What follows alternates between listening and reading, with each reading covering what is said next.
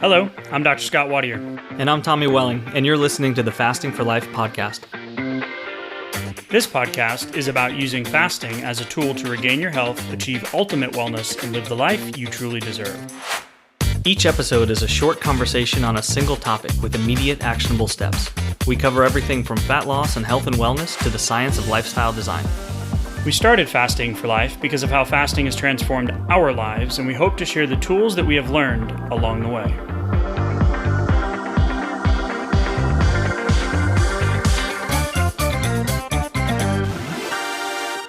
Hey everyone, welcome to the Fasting for Life podcast. My name is Dr. Scott Watier, and I'm here as always with my good friend and colleague Tommy Welling. Good afternoon to you, sir. Hey Scott, how are you?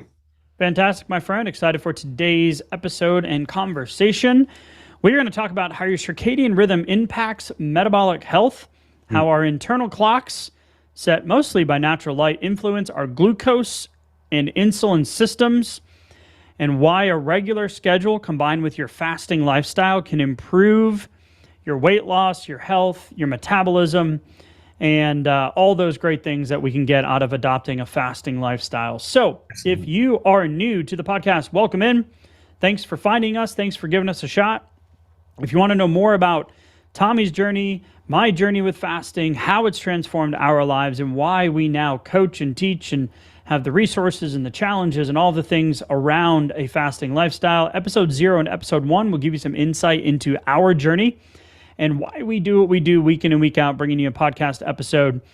And excited to have you with us on this fasting journey. If you're a long-term listener, a fasting OG, appreciate you continuing to be on this journey with us. Your likes, your downloads, your rates, your reviews, your shares, subscribes, all those things that I don't fully understand. Those help tell the podcast world that we're real and we're delivering value week in and week out. So happy to be on the fasting lifestyle journey with you. So Tommy, let's talk a little bit about circadian rhythm and its impacts on metabolic health. So how our internal clock, our internal biology, influences our glucose and insulin systems. Okay. So when I think about sleep and, as part of my journey, there was a long period of time where I just didn't worry about sleep.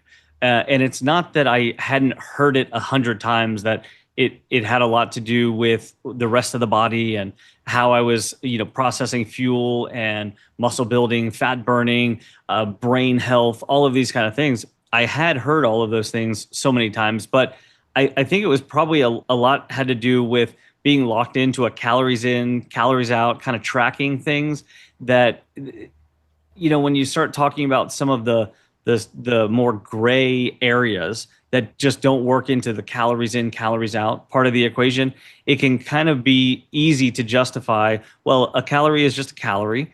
And then that goes even a little bit further that the timing of that calorie probably doesn't really matter because, again, it's just thermodynamics. A calorie is a calorie. So what does it matter if it's at 8 a.m. or 8 p.m.? Why should that matter? And then also just the fact that, I was kind of living a busy lifestyle and took pride in getting more things done. And I didn't really want to have a justifiable reason to not, to get less things done.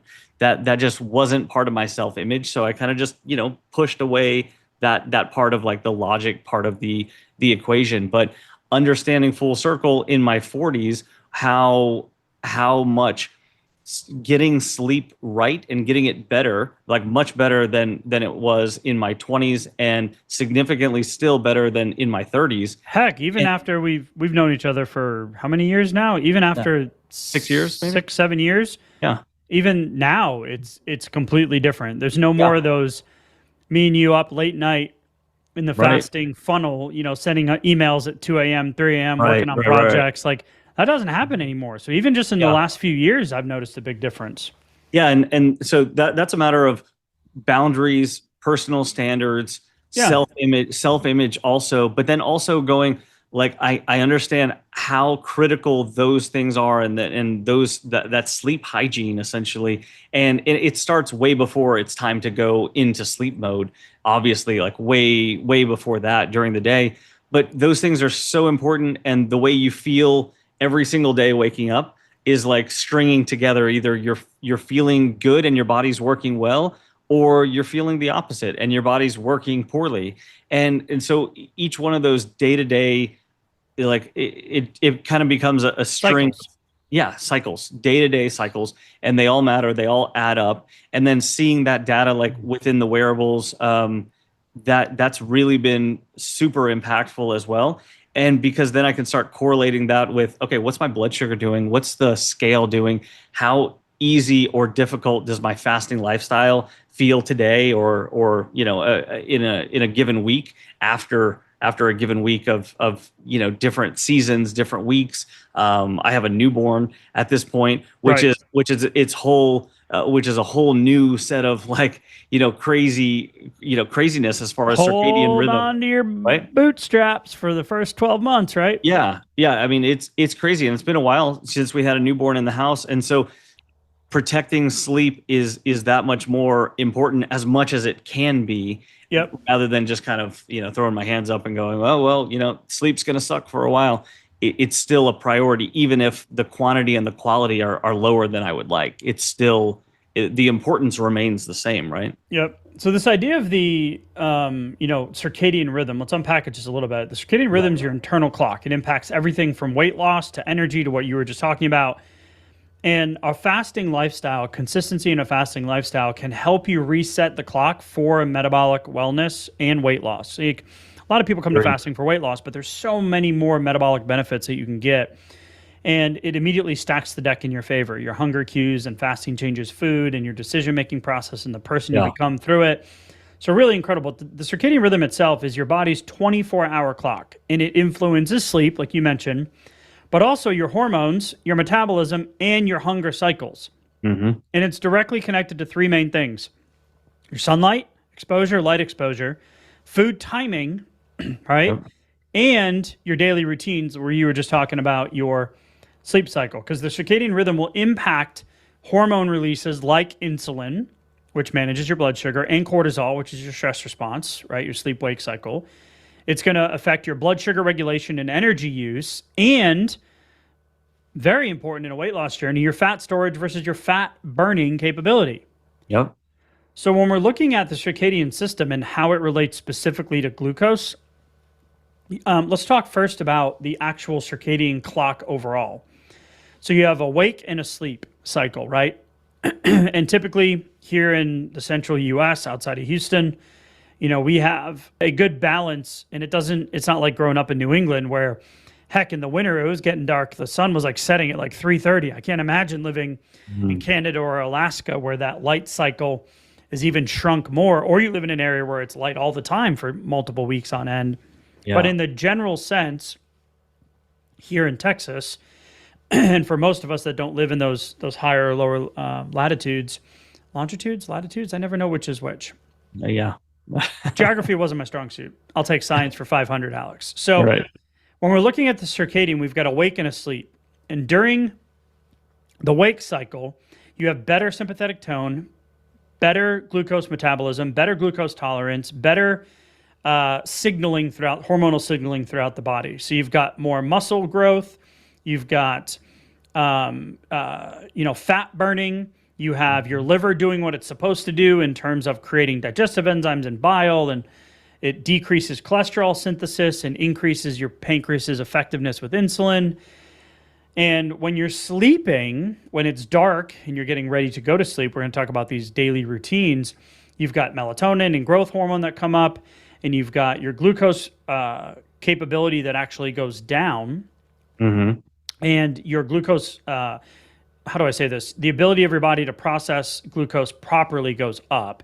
You've got muscle growth, you've got fat catabolism, you've got leptin secretion, so that's your hunger cues. So I'm just connecting some of those big picture hormonal connections to blood sugar and to hunger cues and those types of things. Because I don't know about you, but I've overindulged and gone to bed and slept like crap and woken up the next day, and fasting's a lot more difficult. So sure. Yeah. Your liver is functioning better, your pancreas is producing glucagon.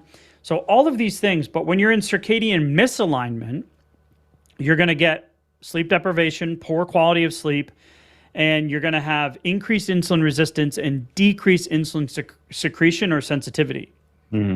So this can happen with poor sleep cycles, poor quality of sleep, shift work, a higher fat, higher carbohydrate diet.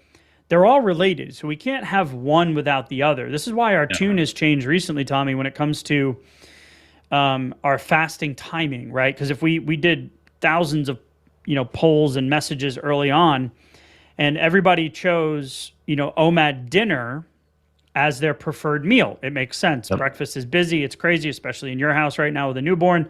In my house with 3 kids under 3, wife has a practice, multiple businesses. Like it's chaos. So it's easy just to skip breakfast and then eat dinner. But what we found is there's some metabolic things that take place, and the protection of good quality sleep is going to make the following day, to your point earlier about cycles, that much easier. So we've shifted our tune to getting most of your calories in and your larger meals in earlier in the day. And we've seen this inside of coaching where this is where people will break through plateaus and break through hunger and break through imbalanced food relationships and all these different types of things. So when we're looking at this, the circadian system specifically connected to glucose metabolism, it's a 24-hour cycle, right? Light exposure comes into play. But we know now that eating the same meal at 8 a.m. versus 8 p.m., you have a 30% decrease in your body's ability to process that food or that glucose that's broken down from the food, or if there's sugar in the food or alcohol or carbohydrates. It's going to have a 30% less effectiveness eating that meal at 8 p.m. versus 8 a.m. That's a problem. And we know this with diabetes research. Yep. Right? That sleep deprivation or lack of quality sleep with diabetics is your glucose tolerance and insulin sensitivity are going to go down and get worse. So you're going to proliferate the potential to get on to the prediabetes, diabetes, metabolic dysfunction track by not focusing on quality fasting schedules and really making sure that you're tapping into the circadian biology the best you can.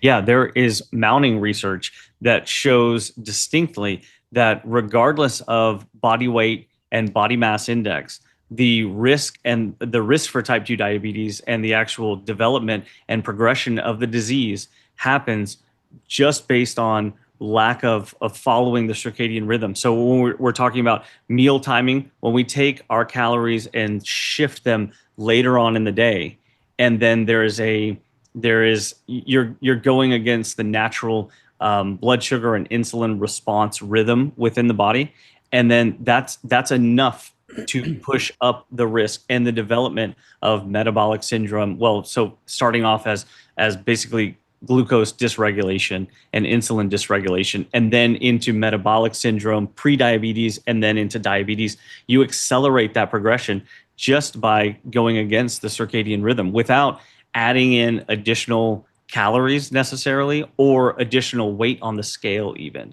So this is independent of weight, which is should be flooring to anybody who, especially I'm talking to my former self here, who was looking at things like calories in, calories out, but not with respect to circadian biology right there. Yeah, and we've seen this when we look at caloric distribution across meals. Yeah. So there's a bunch of studies.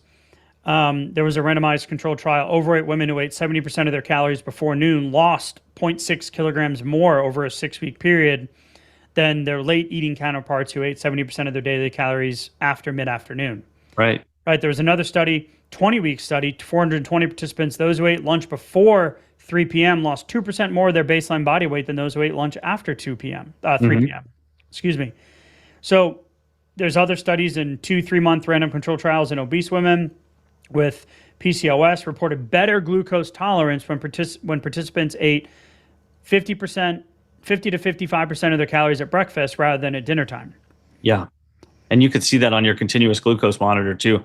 I've taken the same meals and just shifted time-wise, and you can see the area under the curve, how long it takes to recover from those spikes, and then the magnitude of those spikes is vastly different from an early meal to a late meal. And that's one of the things where coming in as a just starting off fasting, and you mentioned this earlier in the conversation, just those natural kind of boundaries that occur, you could have a lot more wiggle room at the beginning because you're you might be changing habits kind of drastically because you're just on the weight regain or the weight gain cycle, and then all of a sudden you start deliberately fasting. It doesn't have to be ultra long fasts or anything. Like, you don't have to be making perfect food choices either, and you can be seeing some real quick success on the scale. And one of the reasons is because if you were in the habit of having like late night snacks, especially, then just that compartmentalization, we don't typically set an eating window that includes the late hours into late night snacking. So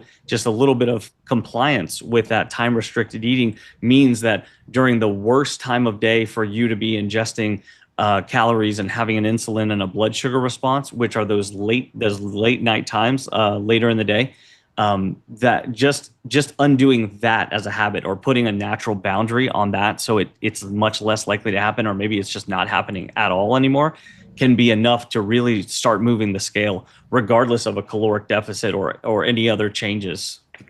Yeah, and this Courtney Peterson, a PhD, she's an associate professor in the Department of Nutrition Sciences at University of Alabama at Birmingham. She said that what this and other research tells us for people who don't have diabetes or blood sugar or diagnosed like a metabolic issue, they will almost see their best blood sugar control around mid-morning. It's actually pretty good from about 5 a.m., but peaks to about 4 hours later. That's our body's natural wake up, right? So cortisol, norepinephrine, they wake us up. The body dumps blood sugar into the bloodstream. That's why for a standard medical practice is to test your morning fasted blood sugar to see what your body's doing overnight. And then what will happen, she said, is they'll watch their glucose levels start to get less good by lunchtime and increasingly worse as the day goes on. So there's a study in 2019 review in the Journal of Nature Reviews Endocrinology, and it said the central clock regulates food intake, energy expenditure, and whole body glucose metabolism and insulin sensitivity. And this lives in your hypothalamus, excuse me. So when you look at this, I don't know about you, but I know that for years, and even every now and then when sleep is bad and stress is high, that my worst time when I don't stick to the fasting schedule or I have the salty, sweet, savory cravings, it's always after dinner. Oh, okay. Always. So if you're not aware, and if you look at like circadian disruptors, right, the central clock disruptors, there's three main factors. There's light exposure, so getting too much at night. This is the blue light. This is why I wear the yellow glasses, because I stare at screens. My nighttime filters are permanently on my screens at all times. I've got a red light blocking, a blue light blocking, because I beat the heck out of iPhones. I got a blue light blocking glass protector. You know those glass things that you put on the screen? Yeah. I've got one of those. Because I know the light exposure we have, and I want to share your story about what you did working in the kitchen the other night in just a minute. But it's light exposure, so getting too much at night and not enough during the day. Irregular sleep schedules, right? So either due to social stuff, family stuff, jet lag, shift work. And the third category is this category we've talked about already, is this late night eating, right? So if these are things that you might be doing, don't worry, you're not alone. Because many of us are spending our days indoors at work, exposed to artificial light rather than more natural friendly light. And our evenings and mornings are packed with the busyness of the day, the busyness of life, right? Yeah. So when we're looking at this, these are the three main categories that now the research is showing that are the main disruptors in the blood sugar mismanagement, which leads to prediabetes, diabetes, and comorbidities and cardiometabolic disease and insulin-resistant type issues, which we know 8 of the top 10 reasons for all-cause mortality are related in some way back to the insulin mechanism, the blood sugar mechanism. Yeah. Hey, you know what? I like to distinguish the fact that, like, for me and my like health journey and healthy lifestyle, or sometimes lack thereof, but I always had it as a goal of mine. A lot of times, certain objectives get they kind of get intertwined. They kind of get commingled with each other, and this might involve like going to the gym or only being diligent with your exercise when you feel like your eating has been more or less on track. And so then the trouble is that if one goes, they both go. And so that's really that's tricky, because then you're really letting go of a whole set of goals just because you feel like one kind of fuels the motivation of the other. It can be the same thing with sleep hygiene or circadian rhythm biology. But if you think about it, and your long-term goals, objectively, we should be behaving in the exact opposite way, which is that, hey, if right now is a really busy time for you, and you can't seem to get a hold of really good sleep, and you're just kind of fighting for whatever sleep you can get, or maybe, hey, this is shift work, you're a shift worker, and it's always going to be kind of a perpetual thing that you're always kind of struggling with or kind of trying to optimize. Well, then guess what? You had better take a hold of the other things that you can control, because otherwise you're going to regret it, and all of the goals are kind of going to go by the wayside. You're going to feel much worse. Your body's going to be performing much worse. Your brain health is going to be much worse. Whereas it could have just been one of the big levers that was suffering. It didn't have to be two or all three of them, right? It's a matter of taking control and controlling what you can control. Again, kind of preaching to a previous version of myself. Right. But this is really important, and I feel like it's something that doesn't really get discussed enough. Yeah, and so this is where fasting comes in as a tool to realign your clock, right? Mm-hmm. So, I mean, fasting supports gene expression that benefits metabolism. It triggers metabolic repair and cellular cleanup. It helps the gut. It helps cravings and hunger. It gives the gut a break to allow it to balance, which we know is directly related to promoting healthy circadian patterns. Mm-hmm. So just think about this fasting freelancer, moving the times, moving the windows, starting a fast and stopping it early, or this like chaotic grazing type. These are the fasting types: a weekend warrior, a fasting freelancer, or a gratuitous grazer. That versus consistent fasting, the latter, the fasting, the time restricted eating, that shifts your system from a fed state and chaos to more metabolic stability. So we want to be focusing on consistent fasting and aligning your eating windows that allow you to protect your sleep, get good quality nutrition in during the day, and align that with the circadian clock as well. Yeah. So specifically with light exposure, there was a study of 100,000 women. Exposure to light while sleeping was strongly associated with a higher BMI, a higher waist circumference, and a higher waist to hip ratio. This is stuff that we talk about, not the number on the scale, but what is the visceral adiposity, right? So what's your fat distribution look like? Yeah, for men, it's the belly. For women, it's the lower abdomen and hips and thighs. Mm-hmm. So higher BMI, waist circumference directly related to insulin resistance, right? So greater than 35 for women, 40 for men. And the waist to hip ratio. These are direct correlations to that visceral metabolic fat that we talked at length about on multiple episodes over the years. Mm-hmm. And this is just the exposure to light while sleeping. So we got a dark, cold room, non-negotiable. If you want some more insights into what we do to protect it, we created the sleep guide. You can click the link in the show notes. It's free. It's a little six section infograph. Mm-hmm.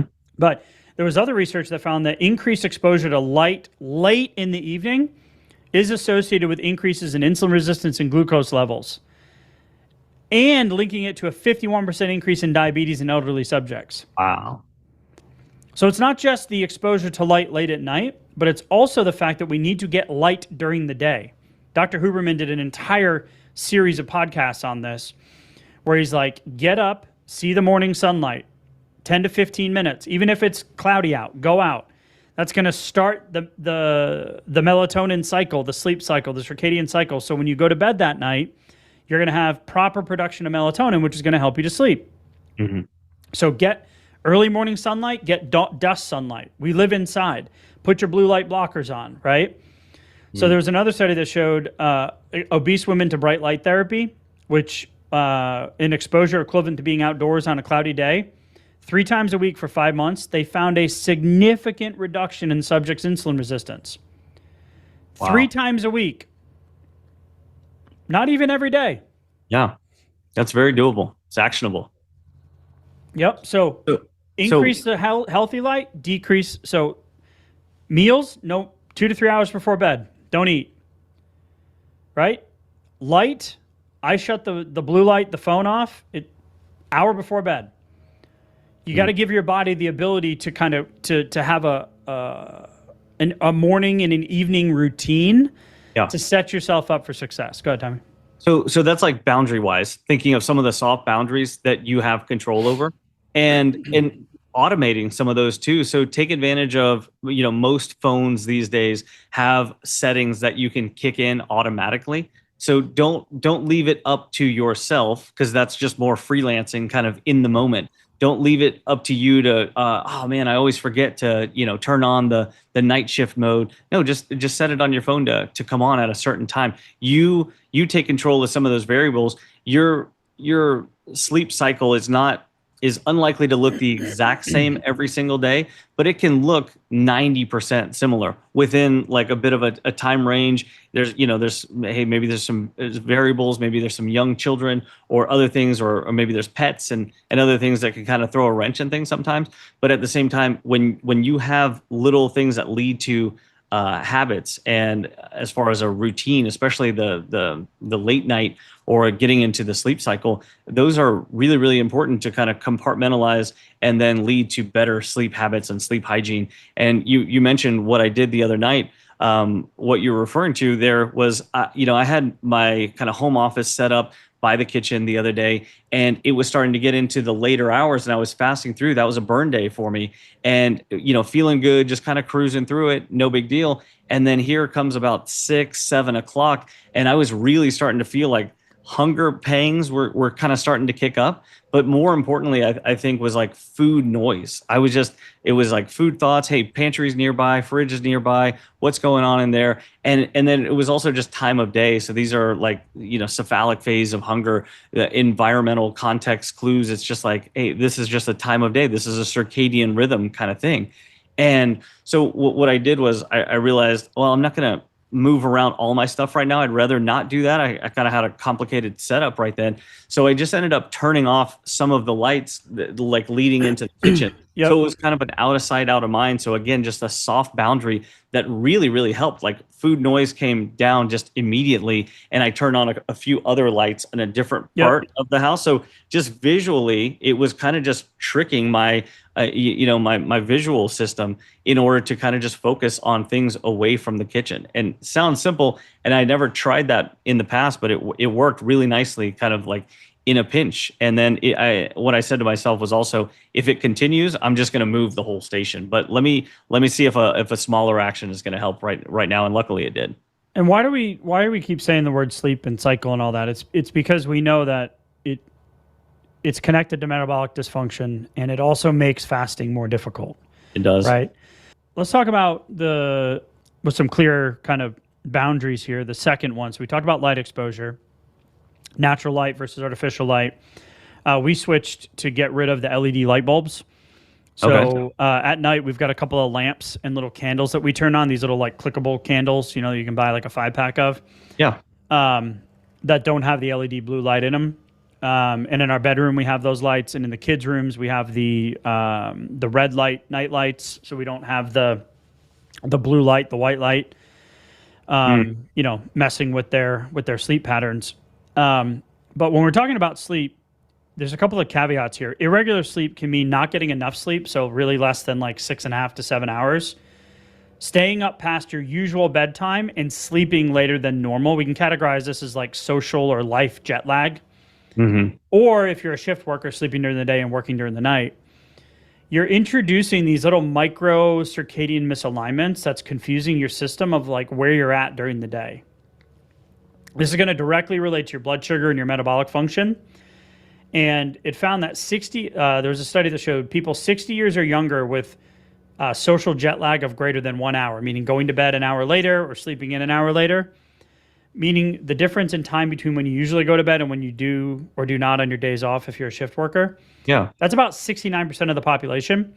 You have 1.4 times the prevalence of prediabetes or diabetes compared to with people that have that shift, that variance in when to go to bed or when to wake up. With the people that have less than 1 hour of variance, you have a 1.4 times the prevalence just by that 1 hour shift.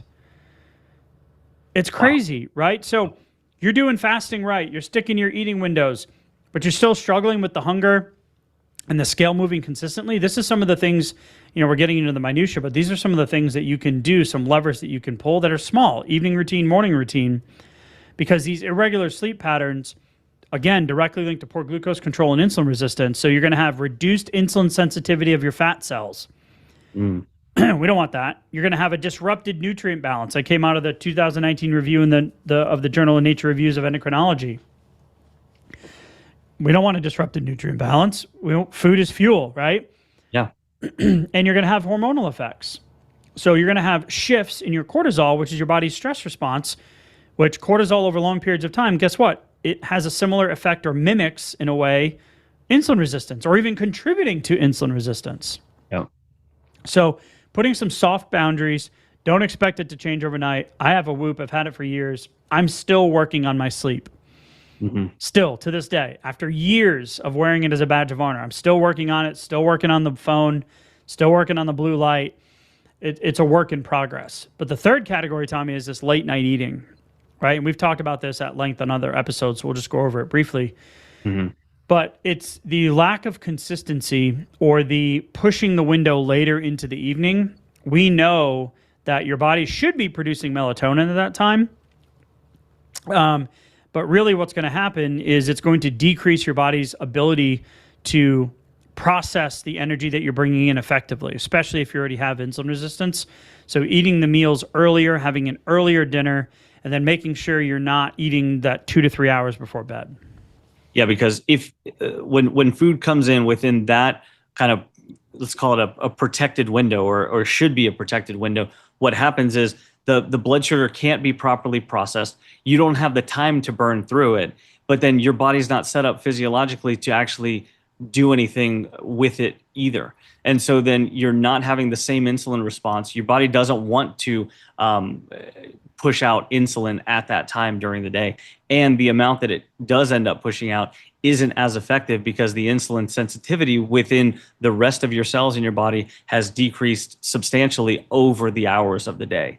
So you're getting less of an insulin effect, and it's less effective for what you are getting too.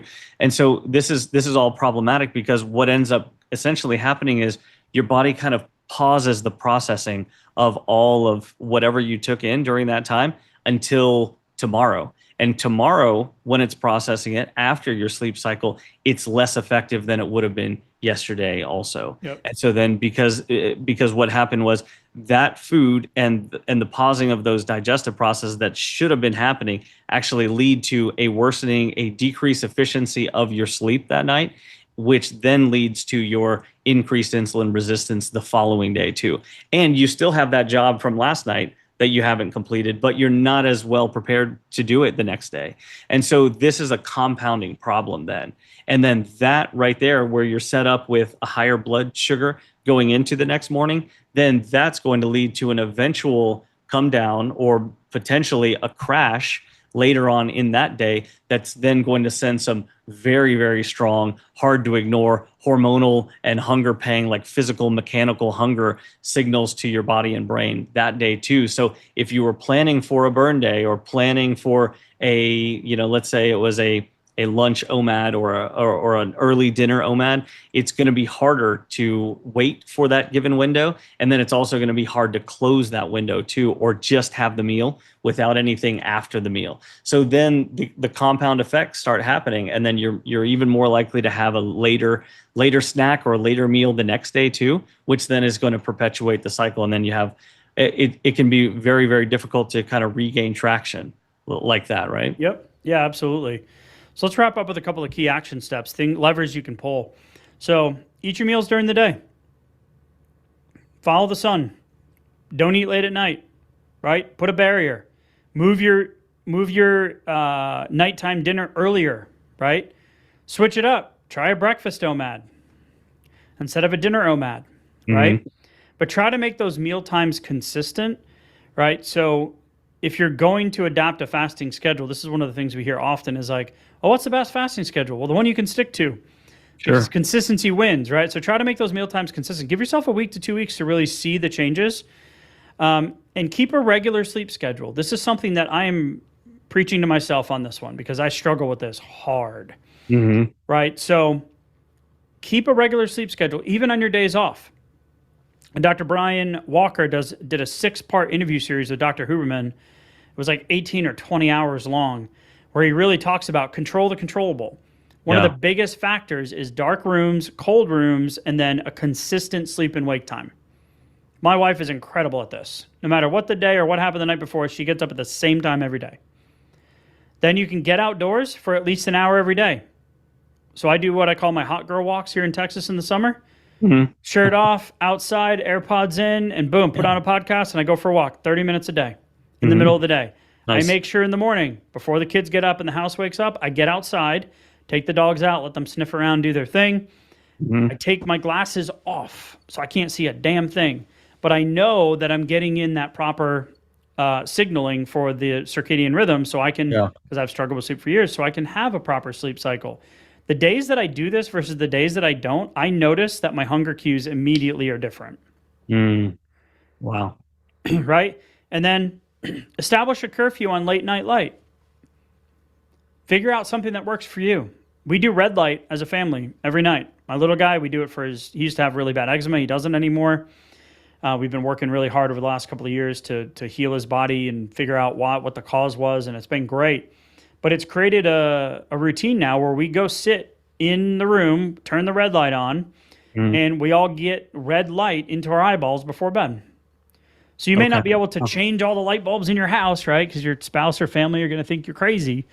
But establish a curfew on late night light. And this is something I still struggle with, is grabbing my phone in the middle of the night when I wake up.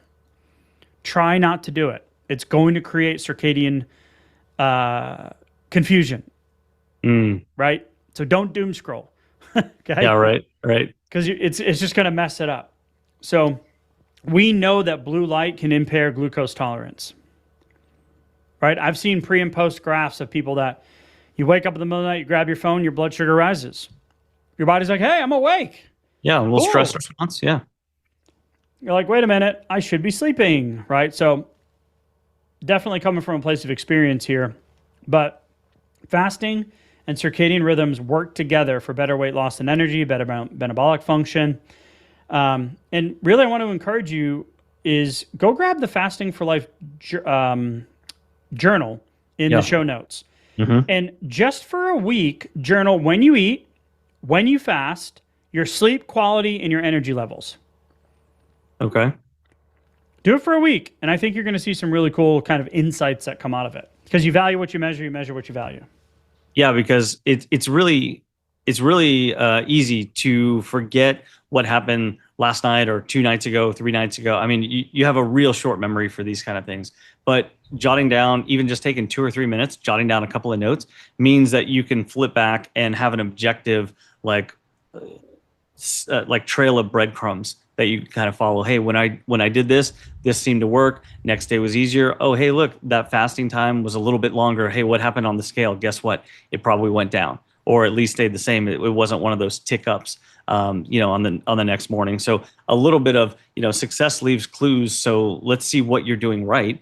And then also it can highlight where you have room for improvement too, which is great too. And I think doing that, pairing that up with just a couple of little things where you just put in, just a little bit more with just 1 or 2 little boundaries right here that maybe you didn't have last night or didn't have before listening to this episode can go a long way because remember, as I stressed earlier in the episode, don't kind of throw the baby out with the bathwater. Rather than doing that, remember that each little small decision leads to another action, another bit of feedback for you, which is then motivating and tends to contribute to your long-term results. So you don't have to be doing everything right to make big progress over the longer term. Absolutely. And I want to encourage y'all to just compassionate experiment, right? So you don't need to be perfect, but syncing fasting with your body's natural rhythm, honestly, it just feels better. So it's both science-backed and it's a sustainable way to get you off that dieting roller coaster and get you some consistent fasting results. So if you want to grab a couple of the resources we mentioned today, you can head to the show notes. We've got the sleep guide. We've got the Fasting for Life journal. We got the blueprint to fasting for fat loss. We got an upcoming challenge if you want to do an accelerated version of what it is that we teach and how we help folks attain a fasting lifestyle, lose the weight once and for all. Yeah. and truly get the results that you've been looking for and get you off that dieting roller coaster. So Tommy, as always, man, I appreciate the conversation, and we will talk soon. Thank you. Bye. So, you've heard today's episode, and you may be wondering, where do I start? Head on over to thefastingforlife.com and sign up for our newsletter, where you'll receive fasting tips and strategies to maximize results and fit fasting into your day-to-day life. While you're there, download your free Fast Start guide to get started today. Don't forget to subscribe on iTunes, Spotify, or wherever you get your podcasts. Make sure to leave us a 5-star review, and we'll be back next week with another episode of Fasting for Life.